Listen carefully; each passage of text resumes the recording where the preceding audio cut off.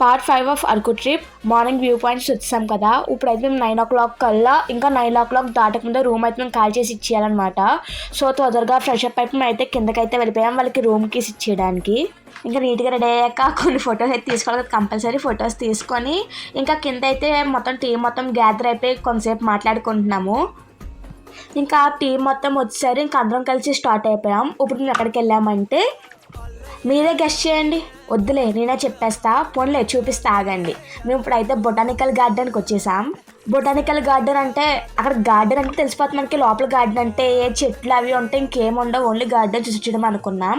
కానీ లోపలైతే గార్డెన్తో పాటు మనకి కొన్ని పార్క్ విధంగా ఉంది, ఒక పార్క్ టైప్లో ఉందన్నమాట లోపల.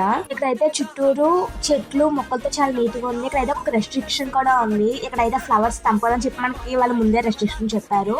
కాబట్టి కొంచెం జాగ్రత్తగా ముందు తొందరపడే ఫ్లవర్స్ అవి కోసికండి బాగున్నాయని చెప్పి. ఇక్కడ అలాగే కొన్ని టైప్స్ ఆఫ్ ఫ్లవర్స్ అంటే బిర్యానీ లీఫ్, యాలకులు అలాంటి టైప్ తీసుకున్నాయి అనమాట. ఇప్పుడైతే ఫోటోషూట్కి అయితే ఈ ప్లేస్ చాలా బాగా యూజ్ అవుతుంది. చాలా అంటే చాలా ఫోటోషూట్ ఐడియాస్ అయితే ఇక్కడ పెట్టారు మనకి. మా అందరికీ అయితే ఇక్కడ ఫొటోస్కే ఫోన్ స్టోరేజ్ ఫుల్ అయిపోయింది అనమాట, అన్ని ఫోటోలు తీసుకున్నారు అందరూ. ఇక్కడైతే అప్పుడే అమ్మ డాడీ కూడా ఫోటోషూట్ మొదలెట్టేశారు, ఫోటోషూట్ అప్పుడే అయిపోతుంది అది. ఇక్కడైతే లాస్ట్లో ఎయిర్ బెలూన్ అన్నది ఉందన్నమాట.